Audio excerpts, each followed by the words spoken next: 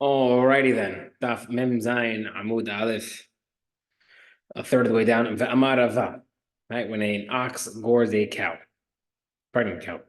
Ein shemin lepara b'fnei atzmah, b'la b'fnei atzmo.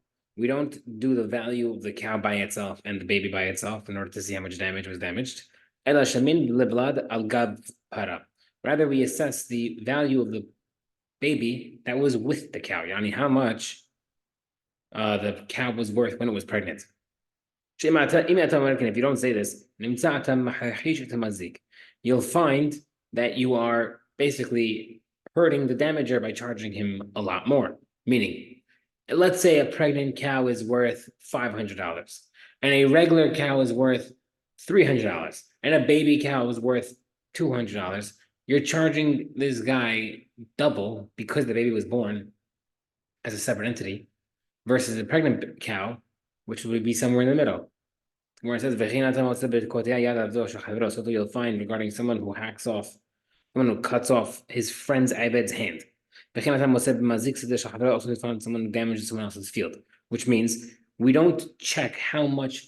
Let's say you cut off the guy's hand. You don't check how much was the hand worth? How much is the Ebed worth? Now let's do the math. No, you just check how much was the guy worth before and after you cut off his hand. So with the field, you don't check how much the field is worth and how much the fruit was worth, and then that's the math. No, you check how much was the field worth with the fruit. Otherwise, you're basically charging him not double, but you're hitting him on both ends. Okay. Amar Rav Asher. That's the halacha that you're charging double. You're charging on the cow and on the baby. Who cares? Well, we feel bad for the guy. The guy's ox just destroyed a cow. Maybe we should charge him. Mission Damarla say no. The guy can tell him back. This is the guy can tell him back. No, I'm not paying for the baby and for the cow separately. My ox damaged a pregnant cow. I'm paying for a pregnant cow. Okay, right? Obviously, in the case where there's a partnership and one guy owns the cow, one guy owns the baby. Pitma leba'al para. The value of the pregnancy, the fattening of the cow, goes to the owner of the cow. Nifhamai.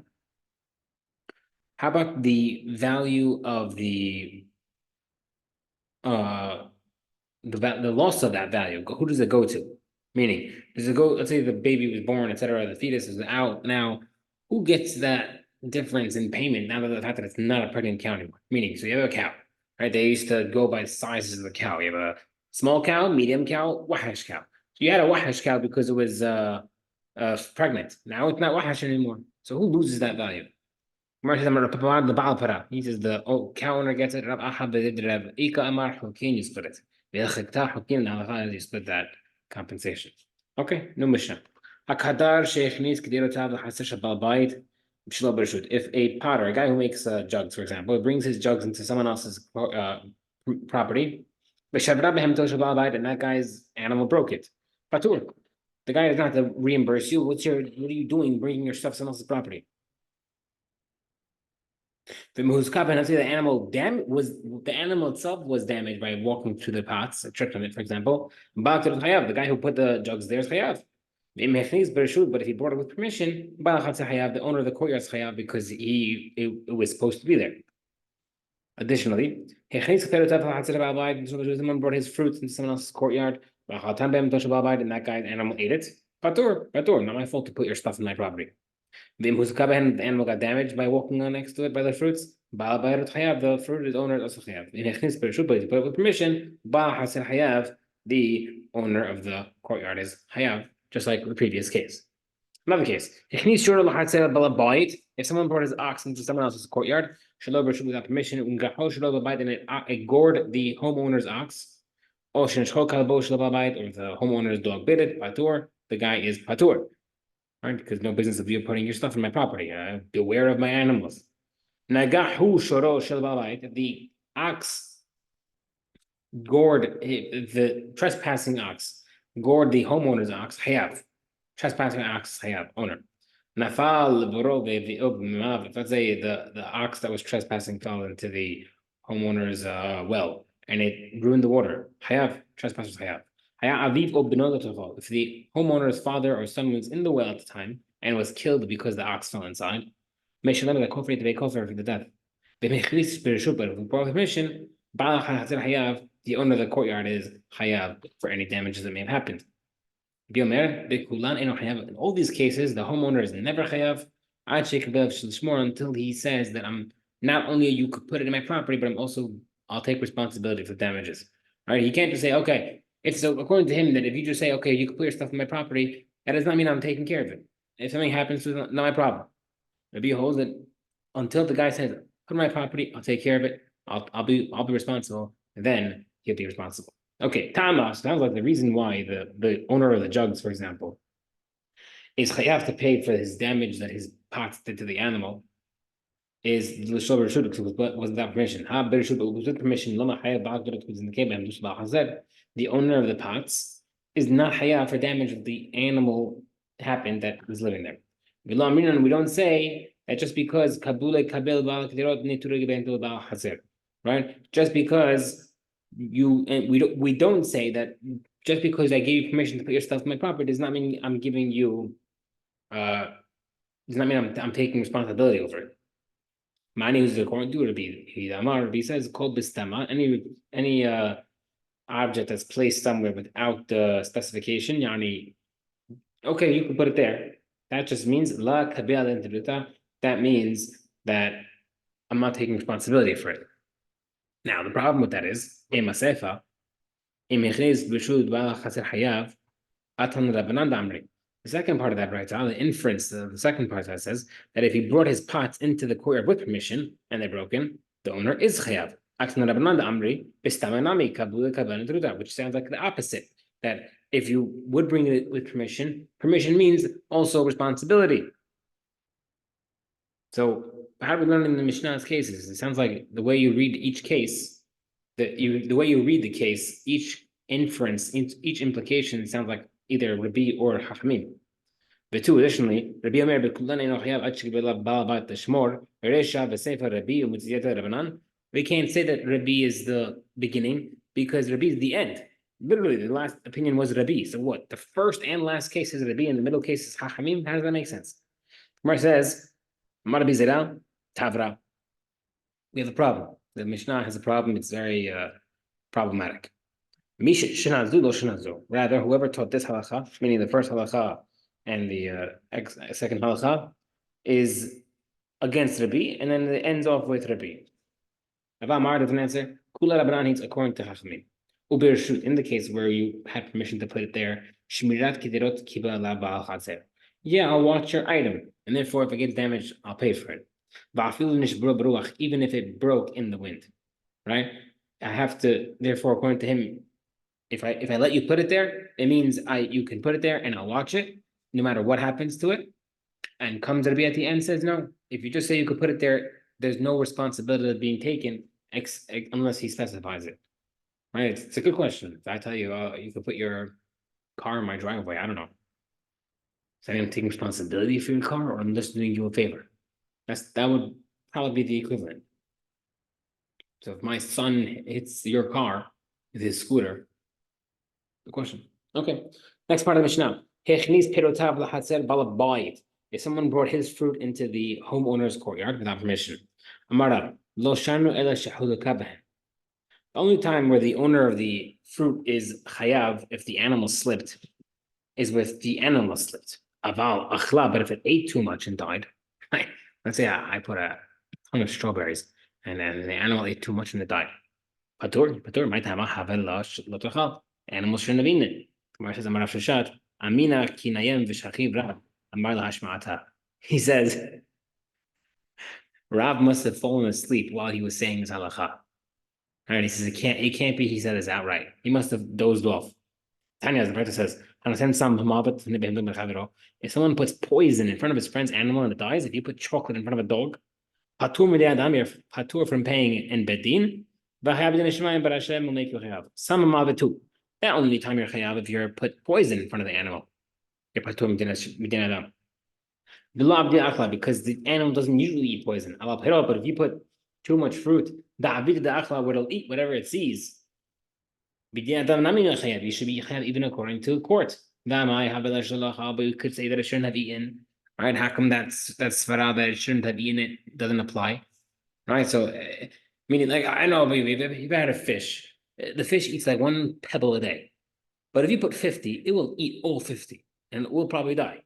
So it's over here also. You put too much food in front of the animal, you're kind of causing it to die because cows eat fruits and it doesn't know to stop. Okay. Mashain came poison. Amri, which sounds like if you did like peanut butter poison where it wouldn't know the difference, sounds like you would be a chayav. Okay, Amri, this halacha says, who had him not feel pranami, even in the case of fruit, you be chayav.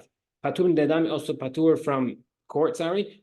And this the chidush is like mashmalan the afilu sama mabed nami even if it's a poison the law even if you don't usually eat it having adam shemaim you still chayav shemaim. So meaning you put rat poison which the animal shouldn't have eaten, but the cow still ate it. It must not be a smart cow. You might think you're patur because the cow shouldn't have eaten it. Kamash blind, you're chayav in bidin shemaim. You're even chayav in bidin shemaim, even though you're patur bidin adam. You have another answer. Some of it nami be'afrazta, dahainu pire. The case of poison you're chayav only because it's a type of fruit that's poisonous to animal. I don't know. Yeah, poison ivy. Who knows what? Therefore, the animal is supposed to eat it. The animal thought it could eat it. Okay.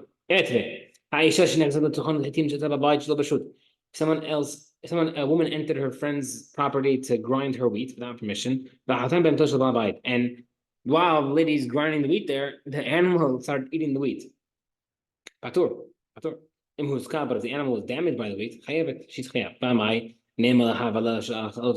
Let her say that not my fault, she tried to eat it, not my problem. Where it says, is this Braita worse than our Mishnah? Is it better than our Mishnah that what? In the case of the animal that hurt by the fruit, the Akinma was referring to the case where it slipped on it. Maybe also over here, it doesn't mean that the wheat was eaten and caused damage. Maybe it slipped on the wheat. If that's the case, what was the point of the question? What was the havmina? Where it says Amrilach, he would tell you the following. In the case of Mishnah, Katani Imhuska, that's why he mentions the case if the animal was harmed by the fruit. Because I can understand how it got hurt. Where it just said it got hurt. It didn't say by the actual wheat itself. Could be referring to even eating on it and not slipping on it. The idach amarlach lashnan. Other opinion says not a good proof. It obviously is referring to eating. Okay. Tashma. Someone brought his ox and someone else's property without permission. And ate wheat. And it developed the stomach issue and died. Patur. But if he had it with permission, the owner is chayav of the property. You should tell him you shouldn't have eaten it, not my problem. Are you bringing in a stira between two different cases of one with permission, one without permission? Birshut, if you have permission, shmira shorok kibela. The owner is basically saying, "I'll take care of it. I won't put stuff in front of it. I'm not going to put the wheat in front of its face. I'm not going to put spikes on the floor to get hurt." But I feel even if the ox choked itself, meaning if it choked on it. So therefore, we see that if you put in the thing there, if you set it permission, it's a different situation. Another question: if the guy said, "I'll watch your item," mahu, how far does that go? Then you have to guard even against my own damage. Does that mean general guarding? Meaning, do I have to make sure I'll be careful with my stuff and my kids and myself won't hurt your animal, or do I have to even be careful that it should be protected from the wind, etc. Tashma, and Rabbi Damar Simon ben Eskin be Karna in the halacha of Nezikin of Karna. Someone brought his property, his fruit into someone else's property without permission. And a different ox came and ate it. Patur. With permission, hayav.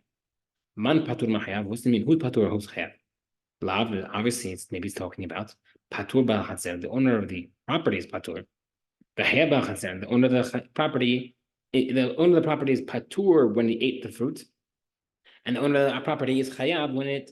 In the second case, when you have permission, so he's showing you that you have to guard in general, right? So this case was a clear case where a third-party animal joined into the property and it ate the other guy's fruit in my property, and I'm chayav if I had permission. I'm trying to bring a proof. The Gemara says, "Amri le patur bar hashor." No, don't bring in other people. Both cases referring to the owner of the ox that ate the fruit, and if he ate it without permission and being there, he's patur. And if he was there with permission, he is chayav. Viba Ashur, referring to the case of the owner of the ox, my Beshut, my Shlo Beshut Ika. What's the difference if there's permission, no permission? Right? Amri, Beshut, if it was with Reshut, Havila Shen, Beshut Nizak. The case of the fruit with permission, that's a classic case of shen, of eating something in the property of the damagee. V'shen b'reshut hanizak chayav and chayav. Shalom b'reshut with no permission. Havila shen b'reshut rabim. That's considered public property. V'shen b'reshut rabim pitura. That's considered patur. Tashma. Someone brought his property into someone else's fruits. Someone brought an ox in someone else's property without permission. Another ox came and gored it. Patur. All right, so third ox came into the property. But if he brought his ox into the property with the owner's permission, Hayab, he's Hayab. Man Patur Ma Hayab, same question, who's Hayab, who's Patur? Lav, maybe it means Patur Bal Hazer, maybe it's Patur from the owner of the Hazer. But Hayab Bal Hazer, in the case where there's no permission, without permission, the owner of the property is Patur, and with permission, the owner of the property is Hayab. Where said La, same answer. Patur Bal Ashur. In the case, without permission, he's the ox's patur. The Hayab short of the ox had permission to be there. The other ox is chayav. If that's the case, what's the permission referring to? Right, it's all the same thing if it's considered public property. The one says, "Na amri hamani de bitafon." It's considered bitafon. The amar mishuna keren b'haser nizak. Tam, the damages with his horns, and the damagee property. Nezek shalem mishalem, full damages. Only time it's Hasin Nizak is in public property. This case of Keren in the property of damagee is with permission. If the ox was there without permission, that's considered public property, and therefore it's like a regular tam, and that's why you're only paying half damages. Okay. I think we'll stop here. Amen. Amen.